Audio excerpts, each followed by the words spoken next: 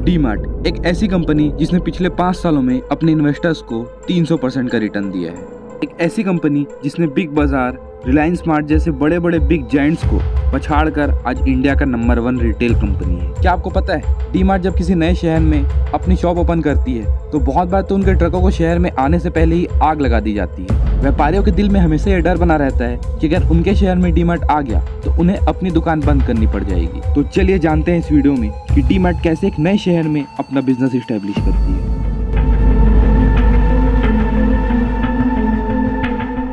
डीमार्ट के founder Radhakrishna Damani sir ने DMart open करने से पहले सन 1999 को अपना सुपर बाजार की फ्रेंचाइजी ली थी। और क्योंकि वो स्टॉक मार्केट में बहुत सालों से काम करते आ रहे थे तो उन्हें बिजनेस का बहुत ही अच्छा खासा नॉलेज हो चुका था।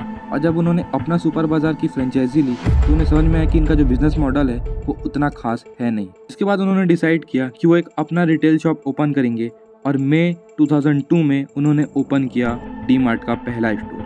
And according to the sources, जिस डेट में मैं इस वीडियो को रिकॉर्ड कर रहा हूँ, अभी के डेट तक उनके टोटल स्टोर्स के नंबर्स हो चुके हैं 284। And now let's talk about the business strategy of DMart. Strategy number 1, find a great location. अगर आपने ध्यान से सुना होगा तो मैंने कहा ग्रेट लोकेशन, ना कि गुड लोकेशन। अब मैं ऐसा क्यों कह रहा हूँ तो चलिए उसके बारे में डिस्कस करते हैं। जब डीमार्ट किसी भी नए शहर में जाता है और अपने स्टोर्स ओपन करता है तो सबसे पहला उनका प्रायोरिटी होता है कि पहले तो वो एक अच्छा सा लोकेशन खोजे। और ये लोकेशन वाला क्राइटेरिया इतना इंपॉर्टेंट है डीमार्ट के लिए कि अगर उन्हें एक अच्छा लोकेशन नहीं मिलता उस सिटी में तो वो अपना प्लान ही कैंसिल कर देते हैं। जब डीमार्ट इन लोकेशंस को ढूंढता है तो वो इस चीज़ का ध्यान रखता है कि ये प्लेस रिच लोकेलिटी और मिडिल क्लास लोकेलिटी दोनों के सेंटर में हो। अब इसके पीछे का जो रीज़न है वो बहुत सारे हैं, लेकिन अगर हम बात करें कुछ मेन रीजंस की तो जो सबसे कॉमन रीज़न है वो है कि जो मिडिल क्लास पर्सन होता है वो काम करने के लिए जाता है रिच लोकेलिटी में। और क्योंकि उसके पास इतना समय नहीं होता कि वो उस काम को छोड़कर कहीं और शॉपिंग करने जा सके, अपने डेली मर्रा की चीज़ें लेने के लिए जा सके, तो वो जब अपने ऑफिस से वापस आता है या फिर ऑफिस जाते रहता है तो उस टाइम के बीच में वो अपने डेली सामानों की खरीदी करता है। Strategy number 2, buying not renting. DMart से पहले जो बाकी रिटेल शॉप्स होते थे वो प्रॉपर्टी को रेंट या लीज में लेकर वहां अपना शॉप ओपन करते थे, जिसके कारण उन्हें हर मंथ रेंट तो पे करना पड़ता ही था, साथ ही रेंट का जो अमाउंट है वो टाइम के साथ बढ़ते भी रहता था। अब क्योंकि डीमार्ट किसी प्रॉपर्टी को रेंट नहीं बाय करता था तो उसे मंथली रेंट तो नहीं देना पड़ता था, लेकिन उसे एक बार में उसका फुल पेमेंट करना पड़ता था। लेकिन इससे प्रॉफिट भी डीमार्ट को बाकी कंपनी से ज़्यादा होती थी, क्योंकि जब डीमार्ट किसी अपने स्टोर को क्लोज करता है तो उससे जो उसे पैसे मिलते हैं, क्योंकि वो प्रॉपर्टी को बाय कर लेता है पहले ही, इस नाम से उस प्रॉपर्टी को सेल करके उसमें उसे कैपिटल एप्रिसिएशन भी मिलता है, जिसकी मदद से वो दूसरी जगह में अपनी नई शॉप को ओपन कर सकता है, वहाँ पे एक नया प्रॉपर्टी बाय कर सकता है और साथ ही जो ऊपर के पैसे बचते हैं वो उसके नेट प्रॉफिट में जाते हैं। चलिए ये सब तो क्लियर हो गया, लेकिन किसी पर्टिकुलर सिटी में वो अपना मार्केट बनाता कैसे है, उस सिटी में ग्रो कैसे करता है, तो चलिए इसे जानते हैं।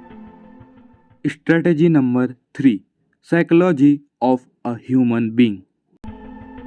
क्योंकि डीमार्ट अपने सामानों का ऑर्डर बल्क में देता है और उनका पेमेंट भी वो within 10 to 14 days in cash कर देता है, जिसके कारण उन्हें कैश डिस्काउंट भी बहुत ही अच्छा खासा मिलता है और बल्क डिस्काउंट तो मिलता ही है। और इसी डिस्काउंट को वो अपने जेब में ना रख कर अपने कस्टमर्स को एज अ डिस्काउंट के रूप में दे देता है, जिसके कारण जो प्रोडक्ट की वैल्यू होती है वो MRP से भी कई ज़्यादा कम हो जाती है। और इसी डिस्काउंट को देकर वो हम जैसे नॉर्मल लोगों के साइकोलॉजी पर असर करता है।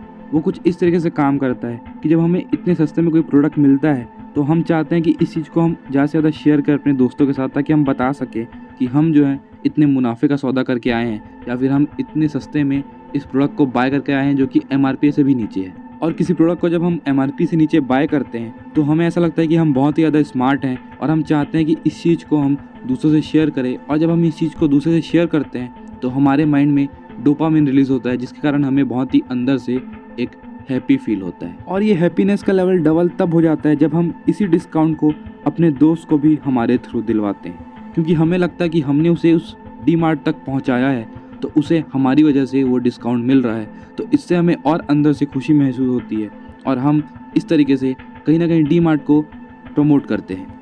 ऐसे तो कवर करने के लिए बहुत सारे पॉइंट्स हैं कि हम कवर कर सकते हैं डीमार्ट के बारे में, लेकिन मैंने कोशिश की है कि ऐसे ही छांट छांट के आपके लिए पॉइंट्स ला सकूं जो कि आप सच में अपने बिजनेस में भी अप्लाई कर सकते हैं और अपने बिजनेस को भी ग्रो कर सकते हैं। अब आप सोच रहे होंगे कि आप तो बल्क में इतना सारा ऑर्डर दे नहीं सकते, तो अब आप कैसे डिस्काउंट ले सकते हैं। तो भले ही आप बल्क में ऑर्डर देकर तो डिस्काउंट नहीं ले सकते, लेकिन कैश पेमेंट करके डिस्काउंट ज़रूर ले सकते हैं। और आप ये भी सीख सकते हैं कि जो एक्स्ट्रा प्रॉफिट होता है हम उसे अपने जेब में रख कर घर ले जाते हैं। आप उस प्रॉफिट को जेब में ला रख कर अपने कस्टमर्स को दे सकते हैं, ताकि वो आपके पास फिर आप ही के पास आए खरीदी करने। तो कुछ इस तरीके से आप इसको अप्लाई कर सकते हैं। जैसा भी आपका बिजनेस है उस पर डिपेंड करता है कि आप इसे किस तरीके से उस पर अप्लाई करते हैं। बाकी अगर आप भी डीमार्ट में इन्वेस्ट करना चाहते हैं तो डिस्क्रिप्शन में आपको लिंक मिलेगा इंडिया के नंबर 1 स्टॉक ब्रोकर का। वहाँ से आप अपना स्टॉक मार्केट का डीमैट अकाउंट ओपन कर सकते हैं और डीमार्ट में इन्वेस्ट कर सकते हैं। उम्मीद करता हूँ वीडियो आपको पसंद आया होगा। वीडियो पसंद आया तो लाइक सब्सक्राइब करना मत भूलिएगा। मिलते हैं ऐसे ही एक और फाइनेंसी वीडियो के साथ।